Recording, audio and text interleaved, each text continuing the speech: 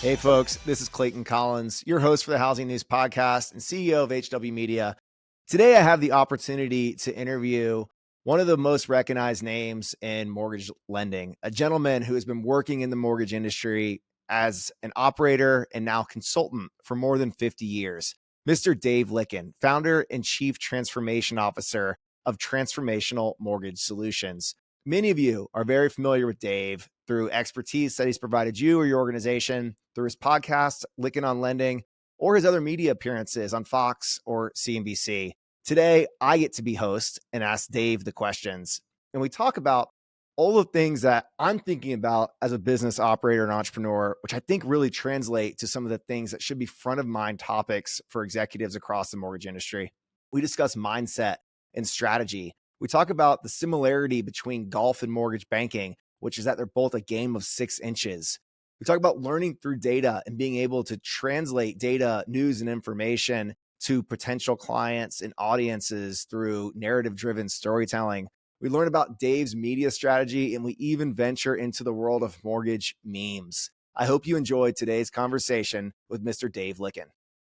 We may have just gotten back from Gathering of Eagles, but we're not done with events for 2023 yet. This October, we're headed right back to Austin, Texas for HousingWire Annual, and we want to see you there.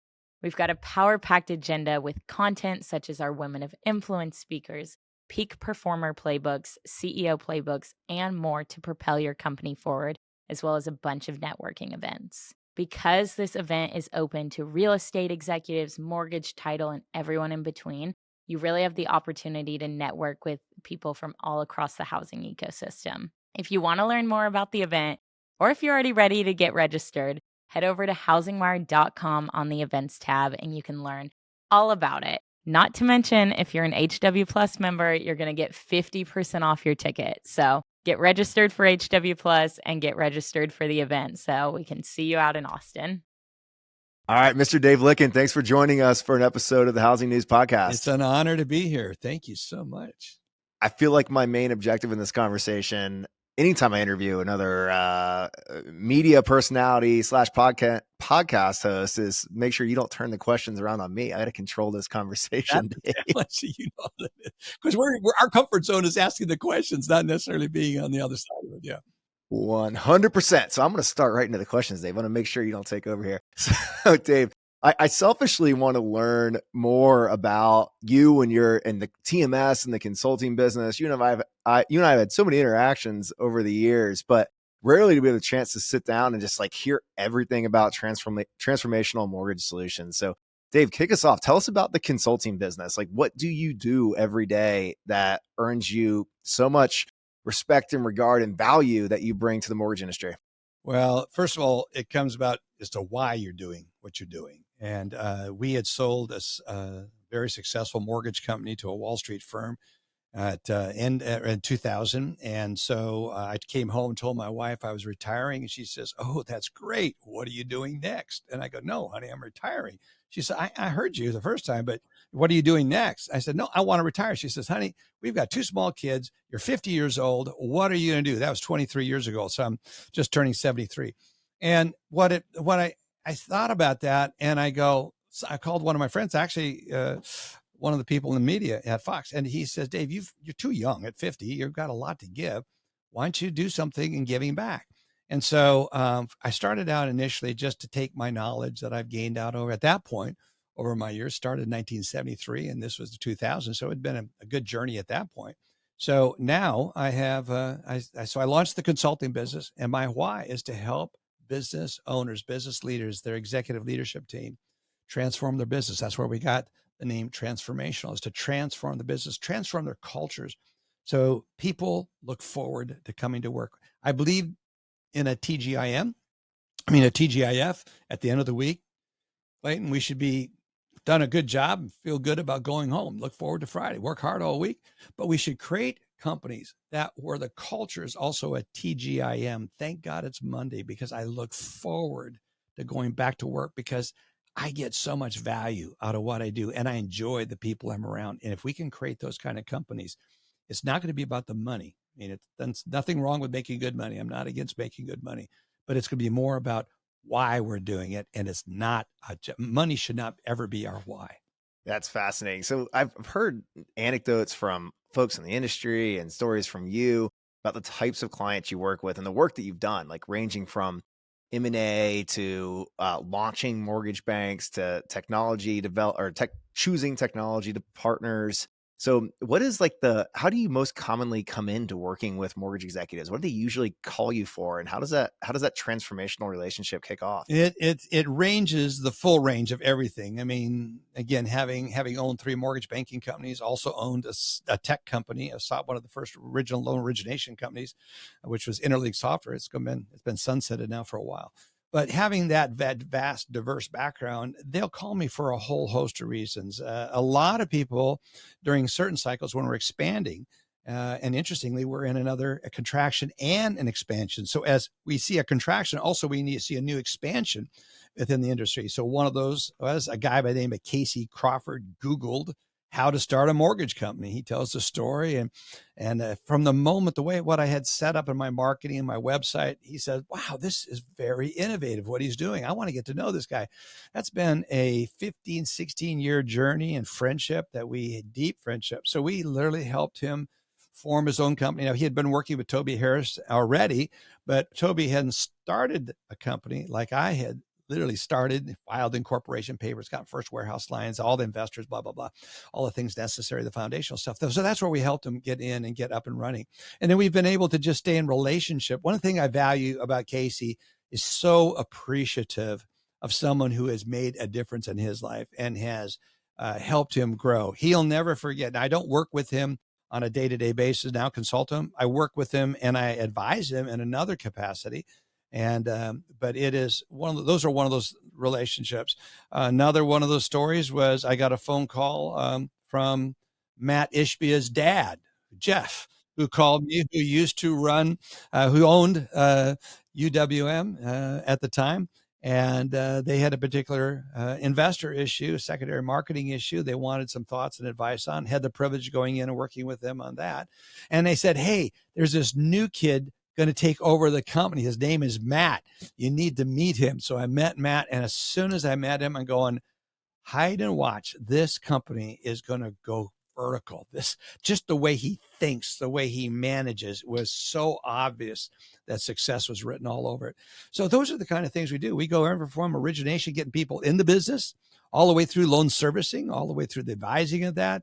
Should they get in? We work with secondary marketing issues. Should you go from best efforts to mandatory? Should you go from broker to banker? I mean, you name it, any aspect of the business. There's probably the one thing we don't emphasize enough. We do work on the sales side of it, but there's so many really outstanding sales and motivation type coaches and consultants out there. We don't focus in on that as much because all the other things we do, but we do that as well.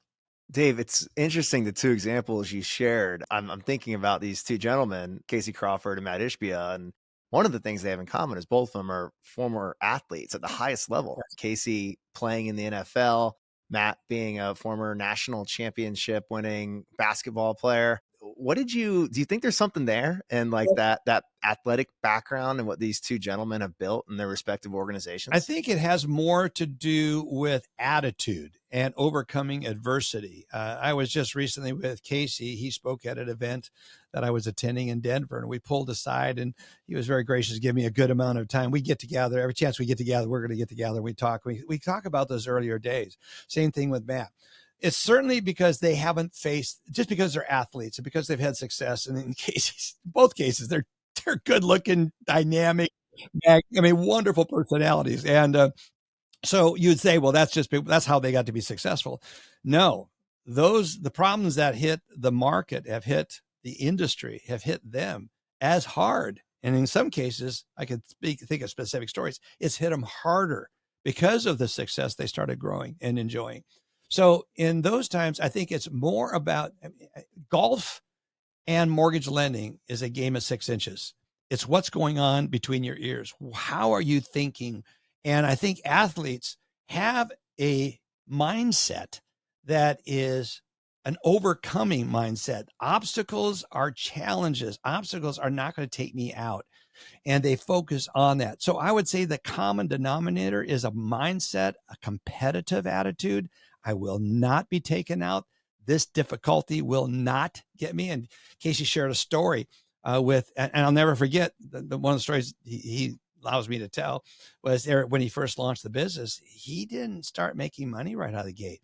In fact, he was losing a significant amount. And his wife, Michelle, says, honey, I know you really think you're supposed to be doing this, but this is costing us all. It's draining us. What are you thinking?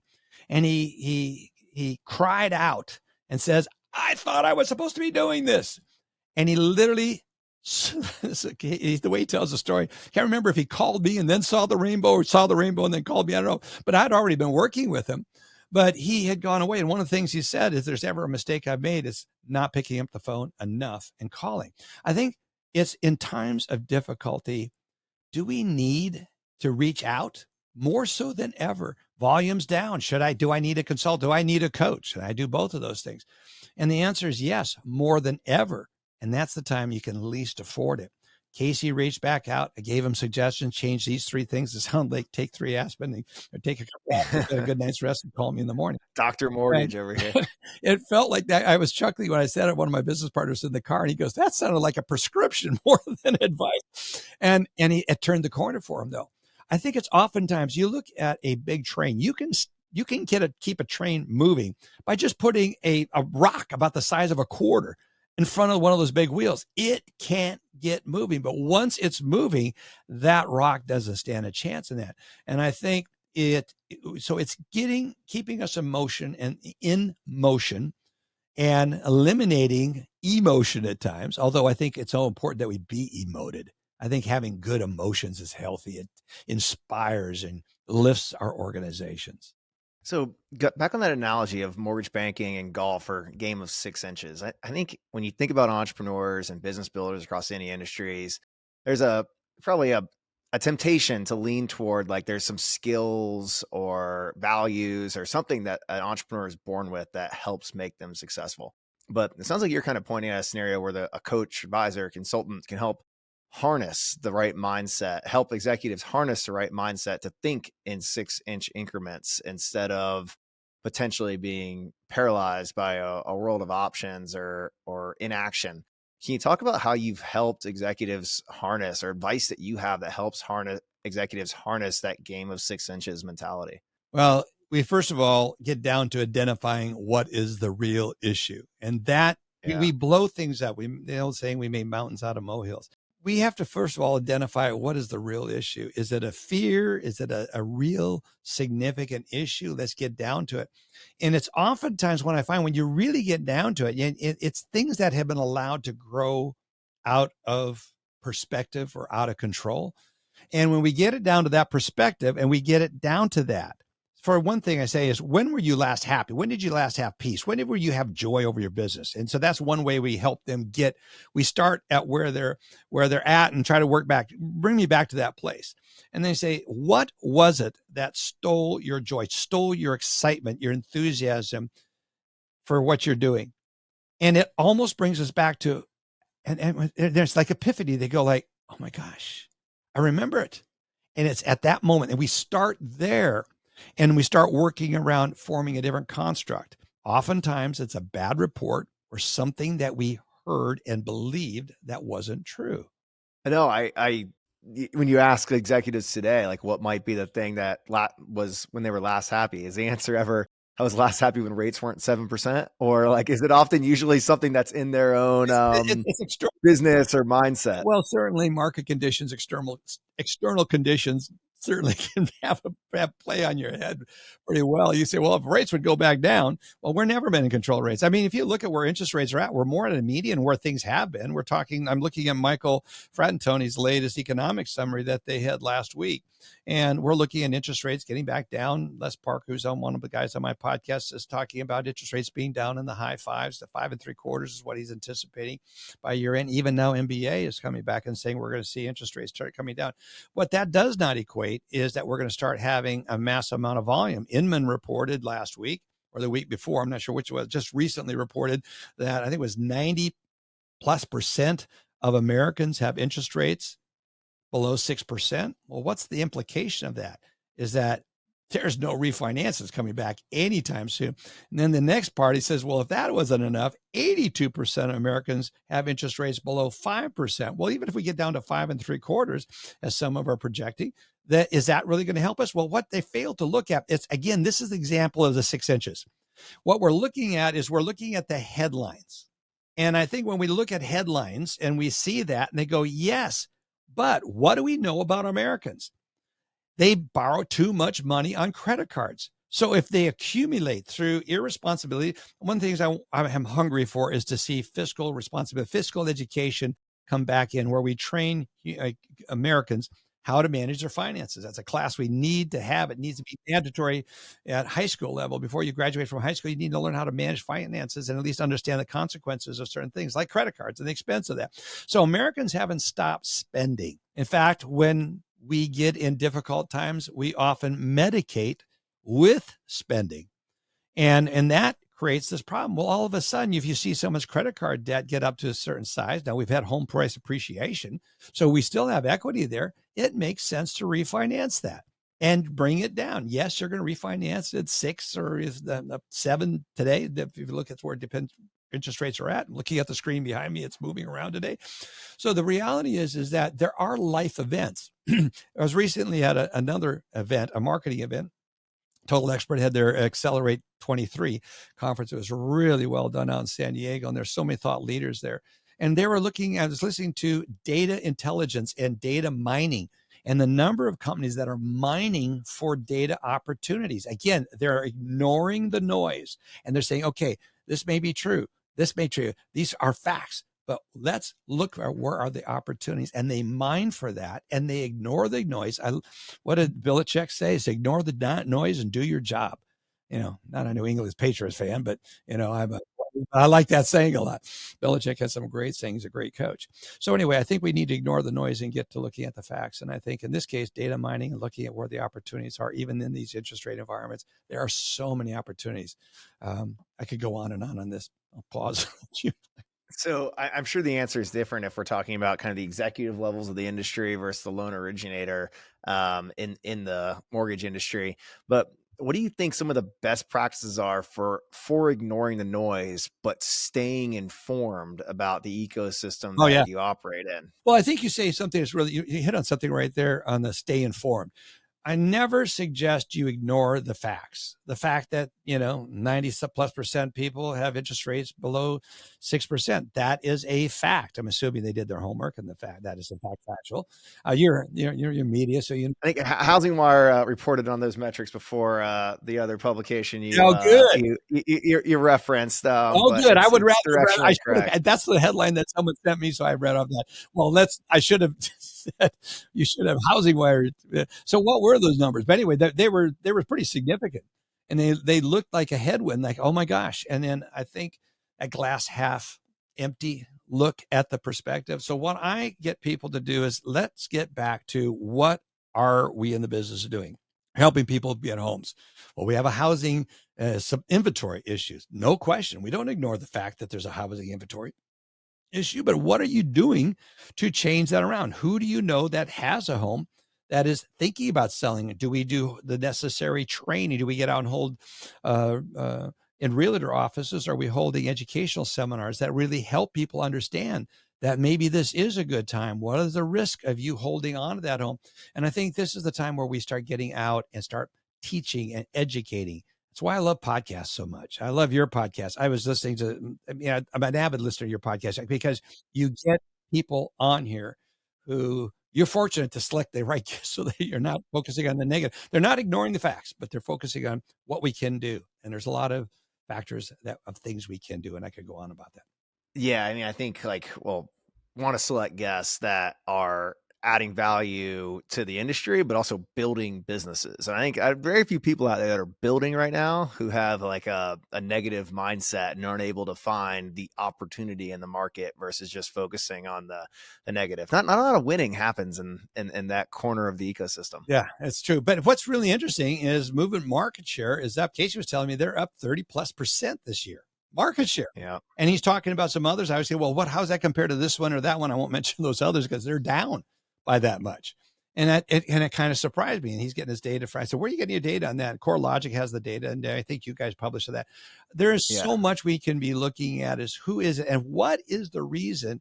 And Matt's volume is up and Casey's volume up. And we're not showcasing them as that they're the end all be all, but we're showcasing a right attitude. And that is what everyone, and I'm seeing this in some small companies. I've got one company out on the West Coast as a client that all they do is refinance. And he says, this is amazing time. Like we've never been busier. And I said, why do you think? Please explain. Why do you think that is? He says, because everyone is talking so negative, they've exited the refinance business. We have been mining data. We know where to go get it. And thank God, finally, the competition has gone away. So there's someone who has honed their skills in the area of how to go find it. One particular, we had a guest on my podcast recently talking about how they work with divorce attorneys. Talked to another person who is working successfully with financial planners. I had one guy that I spoke with and at your conference is telling me, he says, we're knocking it out of the park. I'm talking about the Real Trends, the conference that just took place. The Gathering of Eagles. Outstanding event. We got to talk more about that. And everyone needs to. Anyone who is in the industry has got to come to that event next year. It is without question the thought leaders, the thinking that was going on there was amazing, Clayton. So kudos to you and your team for putting on a phenomenal conference. And we go I was a little disappointed that there were not more mortgage lenders there. And why weren't they? That's where they've been. That's, the old saying, why do robbers rob banks? That's where all the money is. Why do not more people going in and attending this conference? That's where all the realtors are. It was outside. I'll tell you the strategy. So we acquired Real Trends in 2020. It's our third year of hosting the Gathering of Eagles, but the gathering's been going on for close to 30 years. So we're like the steward of this very important community in the real estate brokerage space. And for many years, it was invitation only for the top real estate brokers inside of the Real Trends performance ranking program.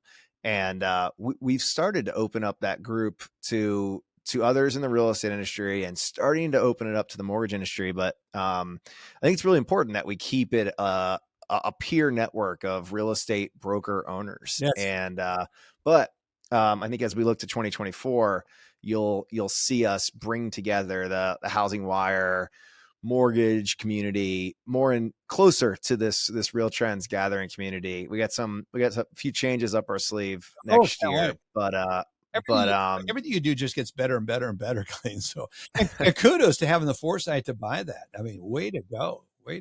Yeah, no, that's becoming a really important part of the business. And our strategy at HW Media has been built around, you've used the word synchronization between real estate and mortgage lending and title and valuation and all the technology that connects the ecosystem.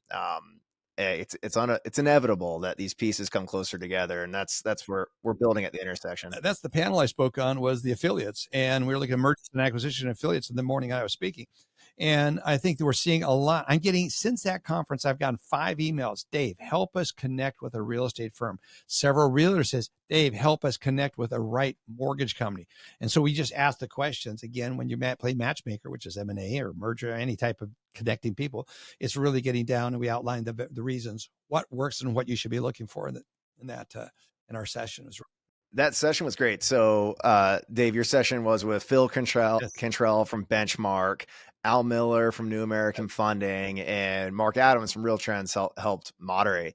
Give us a glimpse, the folks who weren't able to attend the gathering, some of the key takeaways for you from that session. Well, first of all, I think it's really, understanding and it's alignment. Everything starts, people want to go do a deal, and rather than focusing on doing a good deal, a right deal. And it starts with alignment. It's starting with mission, vision, and values. Do we understand that? And then it really starts connecting up to those soft, squishy things that people say, do I like you? How do I feel when you talk? I feel you listen? And I mean, when I talk to you, do I feel you listen, and vice versa? And when you start sensing that, and the why, it's never about the money. It's finding a way to serving the customer more effectively. Money and making money is always a result of doing things right. We've heard Simon Sinek talk about that. It starts with why. And so it's so important. We talked about that. And then we talked about there's 3 phases of any type of affiliations. First of all, doing your homework on the front side, getting the alignment done. Then we focused in on the launch. There is a way to do a launch. A lot of it, people, they get it figured out and then they launch it and let it go. And it flies all different directions. You have to guide it through a proper launch. We talked about that. And then it's the management afterwards. What you manage is your measuring. And you talk about how to measure it without getting in people's business and putting that a wet blanket where it's a negative oversight. So those are the 3 phases of a good affiliation or mergers and acquisition: alignment, launching, and then the operations of it. And we talked about that and got into a lot of detail. It was really good. I mean, Phil is such a brilliant guy to talk to, and he is so funny. I mean, I was writing down all these things, a little anecdotal funny things. The best one-liners in that session. Best one Between you and Phil, it was a lot of notes I was taking in my notes app on my phone. It was fun. And Al Miller's got such great experience over there at New American Funding. I mean, he does a great job. He's just got a heart of gold because he's interested in doing the right deal, which is really, I think, so important. Yeah. So that panel kind of brought to light the different models and motivations for real estate brokerages being involved in mortgage and somehow. And the real estate brokerage industry, we shared some data during that Dealmakers event that we've uncovered through our Real Trends Broker Pulse survey, that without affiliated services, the average real estate brokerage in our sample set was operating at a 4% or slightly lower than 4% gross margin. So like there's a major incentive there for like wanting to be involved, needing to be involved in affiliated services of some kind, whether that be mortgage, title, insurance. And but some folks are approaching it purely from hey, we want extra margin, so we should vertically integrate. And others are approaching it from the angle of we want to provide a world-class experience to our agents and the home buyers and sellers they serve. And by offering affiliated services, we're able to have more control over the transaction. And it's the latter that's going to be clearly, I mean, as you implied, it's clearly the latter that gets us there. Now, that doesn't mean that it doesn't make good money. It can make very good money. And if it's done right, it brings profits to everyone involved. So thinking about the impact of real estate brokerages' interest in being involved in the mortgage transaction, I have not seen this data. Tracy Velt and I were just talking about this, about adding a question to our next broker pulse survey of what percent to uncover what percent of real estate brokers actually have a joint venture or mortgage affiliate business line. That question actually came from another one of our gathering guests, Dave Savage at Trust Engine, formerly mortgage coach. But Dave and I were talking about that, and I was like, I don't actually know what percent of real estate brokerages have a JV, but assuming that more brokerages want to get into a JV or some type of affiliated service for mortgage, how do you think that impacts the independent mortgage bank or the mortgage brokers who aren't at the table in those types of partnerships? Well, what's interesting, first of all, there is an advantage for the IMBs, the independent mortgage bankers, to form an affiliation more so than banks or credit unions. Credit unions are not into that. They're into serving their members. So there really isn't an alignment there. They're great. They do a great job. Many credit unions or QSOs do a great job. QSO, Credit Union Service Organization, for those don't know, but the QSOs and credit unions do a great job for their members, but they're not interested in that type of arrangement. In affiliation. Banks typically do, but the regulatory environment that the banks have to deal with, it's really not advantageous. So I mean, most affiliations, the vast majority of affiliations are going to be with the independent mortgage banker. And I really believe that this is going to make a difference of those that succeed and fail on both sides of that, whether it be a mortgage banker or a real estate brokerage firm. So I believe that the two have got to come together. And again, you hit the nail on the head. If it's about let's create a better shared experience, and they really focus in on that, which means you've got to, by focusing on it, you've got to build really tight workflow processes to analyze that, to make sure it's not just a nice plaque on the wall and it doesn't happen. It's by intentional efforts. That's something we do in our consulting firm. It's difficult, roll up your sleeves, not fun work, but someone has to build a roadmap, a workflow chart, boxes, arrows. And the way we do it is we build it out in the form of a sequential process. We wrote everything related to it. It really opens up your eyes to what we're trying to achieve. And also, when you get under the microscope, you start seeing, oh, we do this that way. Why do we do that? And you start looking at opportunities to pick up efficiencies, as well as just building a more robust, favorable experience for the consumer. Yeah. So I recently had Carrie Gusmus of Aslan Home Lending on, and Carrie and I were talking about some of the pros and cons of the term, the mortgage manufacturing process, and that very like assembly line approach to building, which I think, becomes kind of an in vogue term in a market where people are hunting for margin. Like right now, people are hunting for ways to make the mortgage processing and underwriting and fulfillment process more efficient so they can make their lending operations profitable or more profitable. How do you think about like having like an assembly line or manufacturing based approach to manufacturing a mortgage, but maintaining that human touch that's still like that, real estate agents and brokers and loan originators want when they think about the consumer experience? Well, I think when you think about the manufacturing process, we think of Henry Ford's assembly line, where we have a whole bunch of people bolting things together. And you now look at the assembly of a car. You look at Tesla and how it's designed. There are very few people in there. There's these robots pulling things and guiding things and doing things. And I think we're going to see more and more automation involved in this whole overall workflow process. We have a particular client. I don't mind, I use their name. I have had him on my podcast numerous times, Radius Financial. Keith Pulaski is a partner in it with Sarah. They're up in the Boston area. And they had us come in number of years, 5, 6, maybe 7 years ago. We start working on outlining all their existing processes.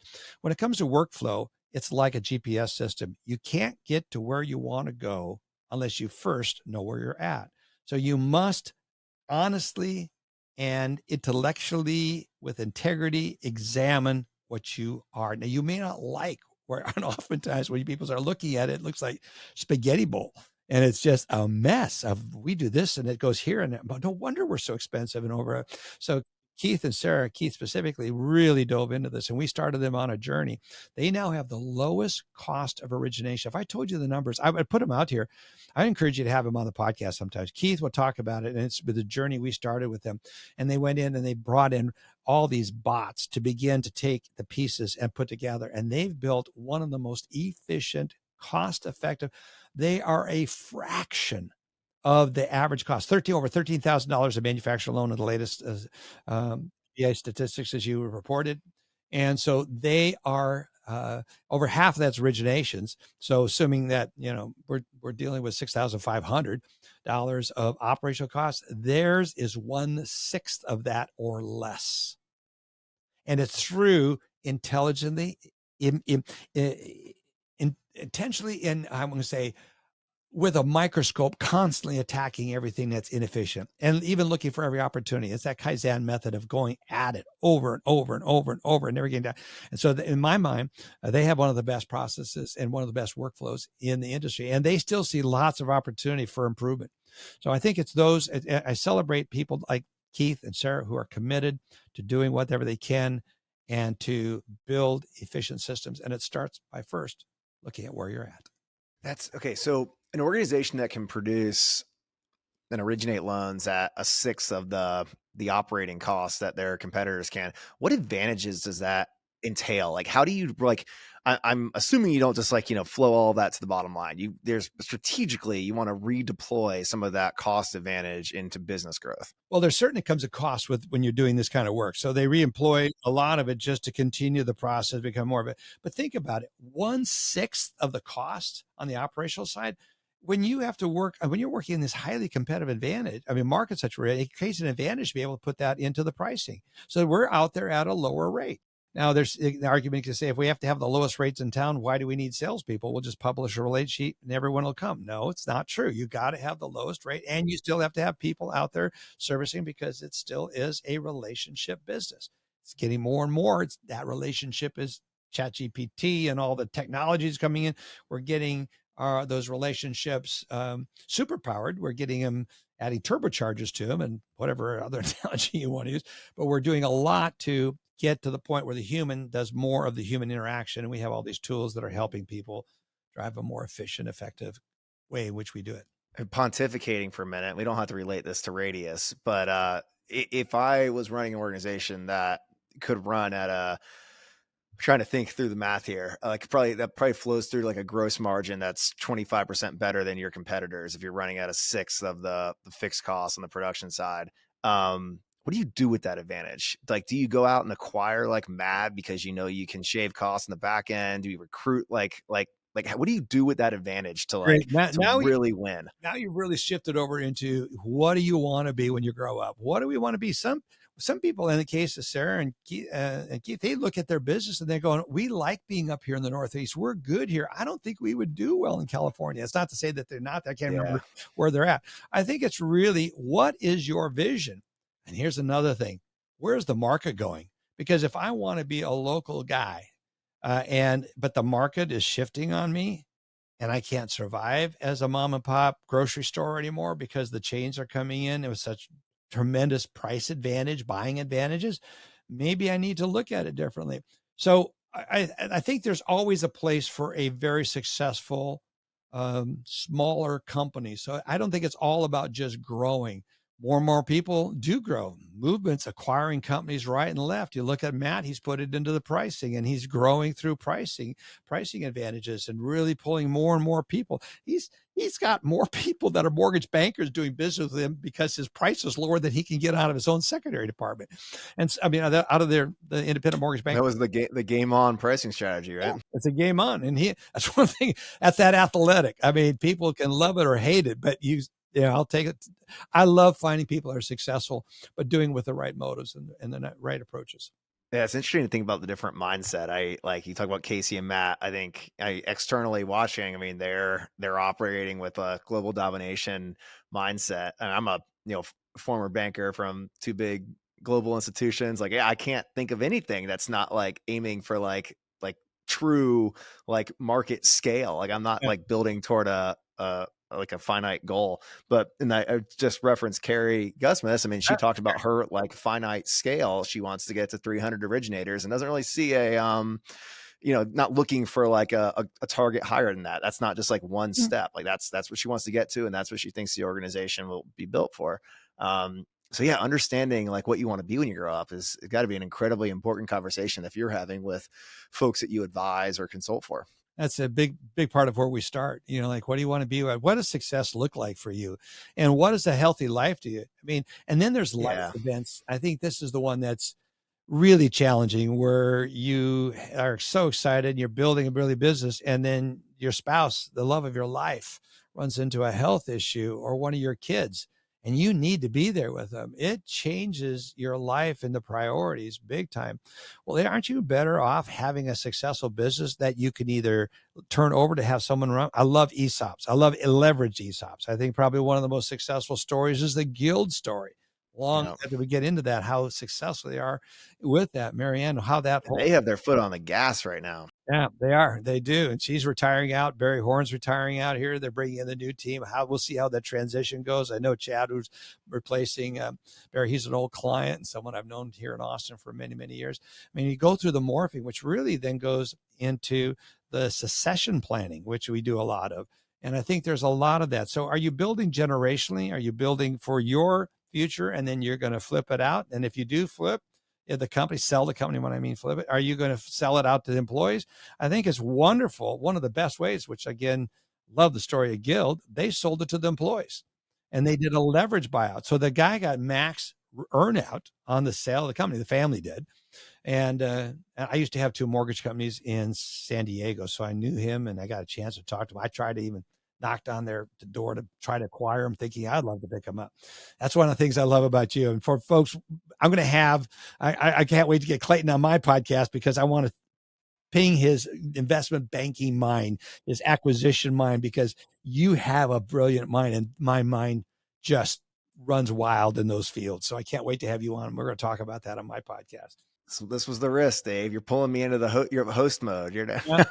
okay. All right, so we're going to tee it up. We're going to tee it. You're the guest. Bringing it back, Dave. All right. But we are going to talk about a similar topic, media strategy. Yes. You've been pretty prolific in building a presence through Lykken On Lending, your weekly podcast, but also some of your appearances in mainstream television. So Fox Business News, CNBC, CBS.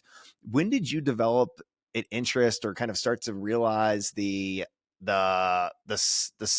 what's the word I'm looking for? The power of having a media presence and building your brand or educating the market through that channel? That there's so many things. Like getting into mortgage lending was accidental. Getting on media was accidental. I actually was quoted in an American Banker article, and the guy that was one of the producers at Fox Business was just launching it. And his name is Eric Spanano. He's since passed away from COVID, sadly.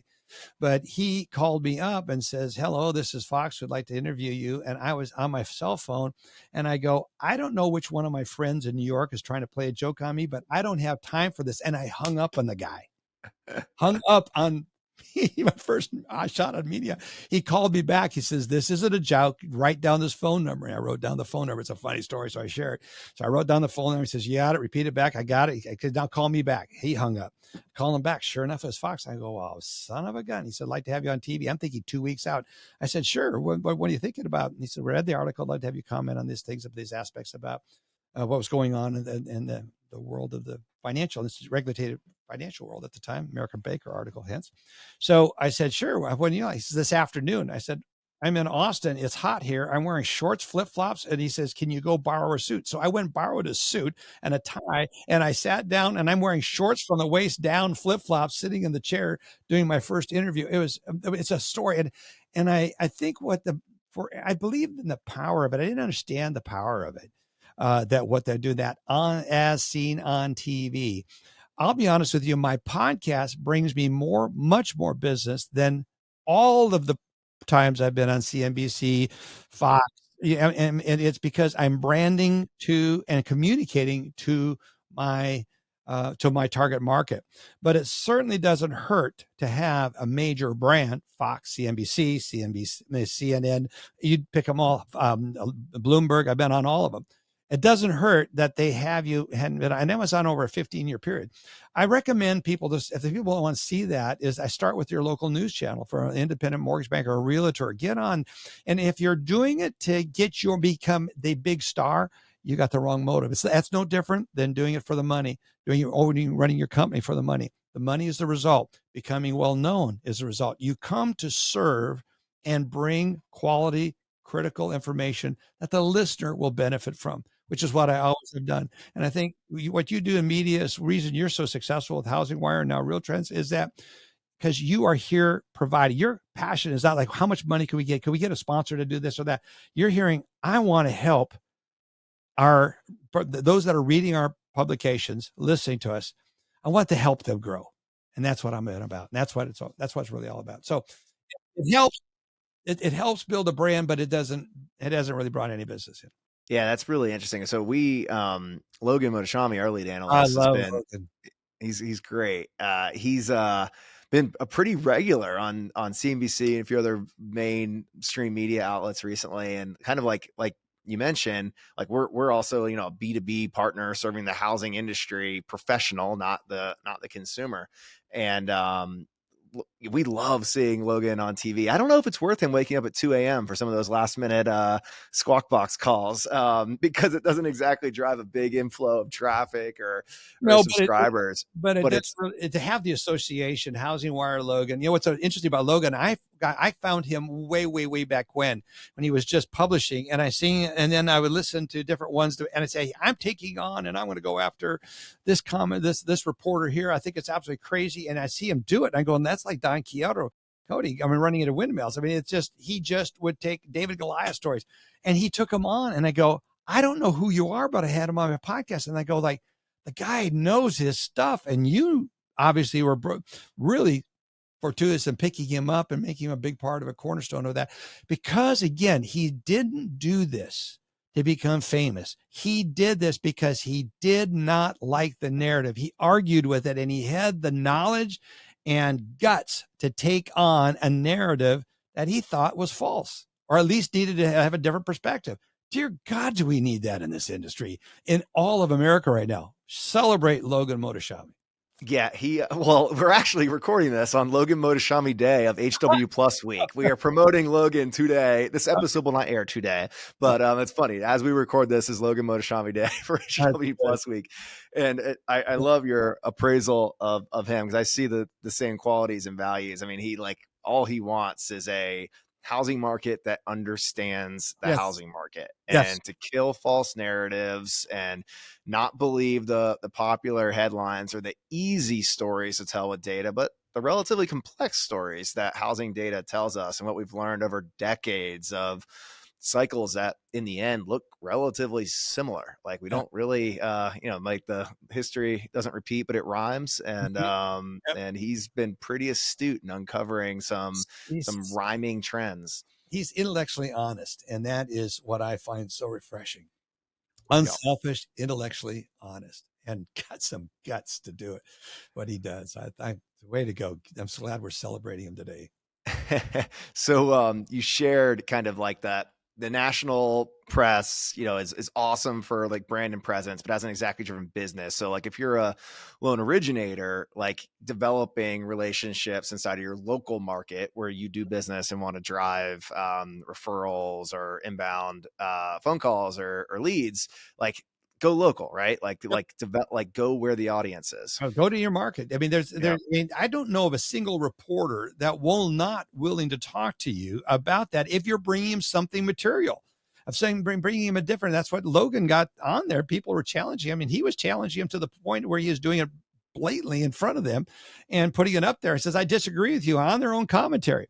They go, we can't ignore this guy. We got to take him on. And then that was what has brought him to where he's at. So I go in, I recommend, I consult on this very thing, and I help people with media strategies, is to go to your local newspaper, go to your local TV station, radio station, offer free information, be the source of helping create the right narrative about your community. When they're looking at the negative, any of the numbers out there, because negativity sells. We understand that concept. We've heard that forever. But what are you doing to get the narrative back to help build a home ownership experience where it gets people unstuck, willing to get out and look at homes, start the journey, and at least start a plan? And I think that's what's so critical. And if you do it with that motive, you'll be surprised how often you get quoted. Can you come in here? I saw you quoted. And that's where the real market value is. When someone is opening no one reads the Sunday paper anymore. I don't think many people do. Maybe in the parts of the country they do, but most of the time it's going online in the newspaper. But if you're on the television or on the radio and just for a few minutes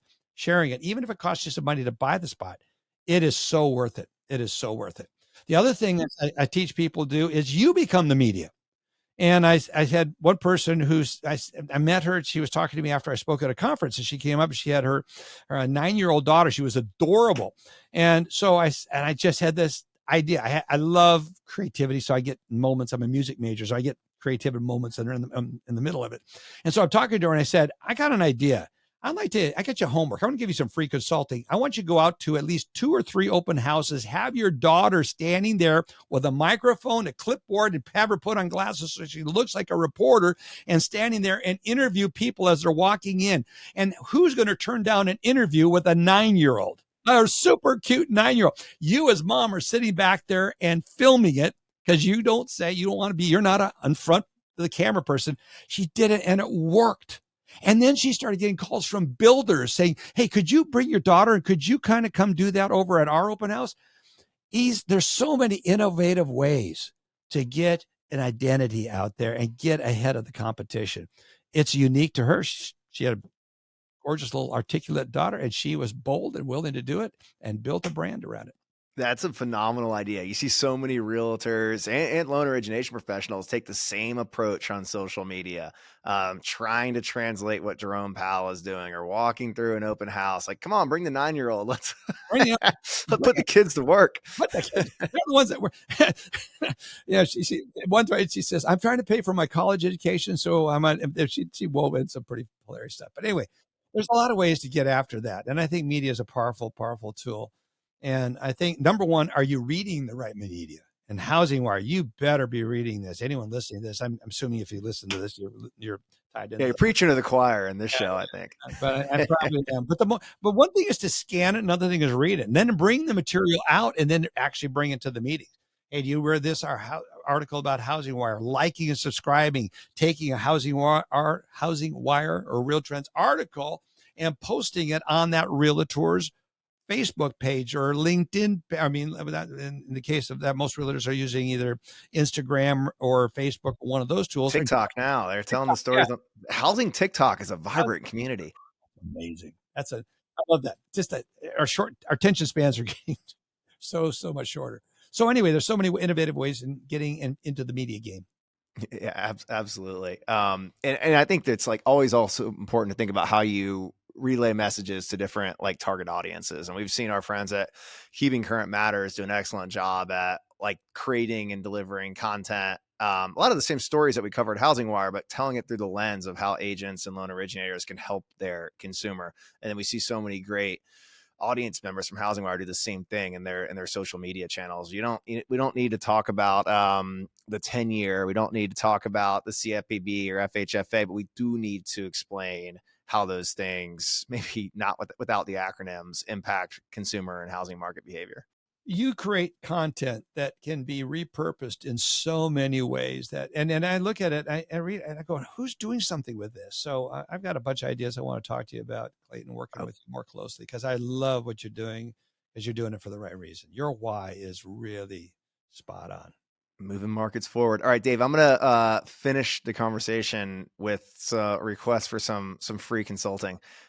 So let's try to help the mortgage executives that are out there trying to shape their strategies for 2024. Is there anything in your conversations with IMB or execs from across the mortgage industry, a blind spot they might be missing, or something that you're helping people bring focus to as they look to build profitable lending operations in the years ahead?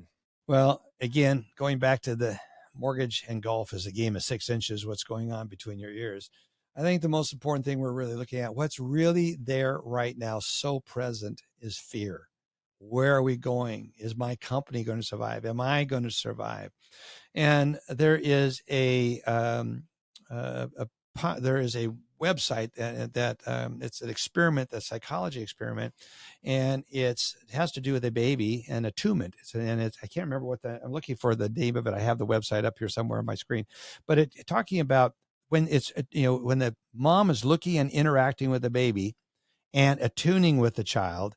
And I'm going somewhere with this, and the baby's interactive and very doing well. And then the psychologist says, now look away and then come back with a straight face. And I think it is, I'll look up that. I'll give you the link, Clayton. You can post it. Attunement. What are you as a business owner? What are your executive leaders doing to attune to where your current people are at? I also saw this other thing metaphorically. I see pictures. Again, it's a visual thing that I've got going. I saw these people hanging from a bridge, and there was a contest, a whole bunch of young studs up hanging from this bridge. I think it was Australia or something like that. And it's, who can hold on to the longest? And it looked like mortgage banking row. All these and it's who can hold on the longest. I saw one by one dropping, whether it be an LO, whether it be a business owner or something like that. They're dropping because they're just focusing on, but you see them looking down, looking at the wire, and they're feeling the pain rather than focusing on what is it that getting attuned and what are you doing, and start telling stories. We're helping getting people focused on the future. Like, for example, look at the home ownership rate percentage amongst millennials. Let's look at that number. That should be the most encouraging demographic data point that should say, and then look at all those guys hanging that are falling into the water right now. everyone, I mean, I don't wish ill on any one of them. But what I'm telling is, what are you getting your people to focus on? Are you attuning to them, listening to them, grabbing their precious little faces and helping them redirect their thoughts, redirect that activity that's going on between their ears? And as you do that, you're setting them up and your company for a phenomenal 2024. Dave, have you followed the account on Instagram, Mortgage Memes? No, I do. I haven't seen it lately. Is there one? They haven't used that, but I'm like kind of thinking, are you the secret guy behind Mortgage Memes? No, Because like the bridge image is just I can just see someone labeling each of those people with a lender's name. Yeah. It is quite the deal here, and I just closed out those, but it's hanging on. And if you do that, run a search on a YouTube video, see all these. I'll give you the link so you do it. I want to do a meme on that because it's really what's going on. You see the guys one by one falling off, going, that's sadly what's going on. They're trying to hang on, and their focus is looking at the water, looking at their arms, and feeling the pain. Get off the pain. Yes, there's pain. We're not ignoring the facts. There's pain. But if you start focusing on the right things, the right goals, with the right motives, and take the right actions and activities, you'll get your eyes on the right thing, and the pain becomes manageable, and you will not only just hang on, but you'll start crawling around and getting up and out of those circumstances. You can make a difference. The show notes are going to be good for this episode.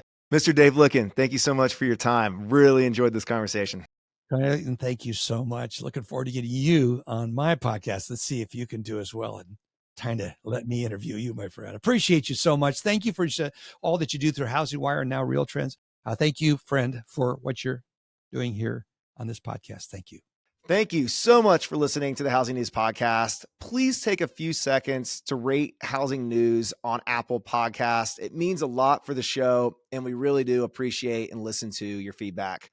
Also, we're gearing up for HousingWire Annual in October. Please visit housingwire.com/events for full details about our big annual event in Austin, Texas.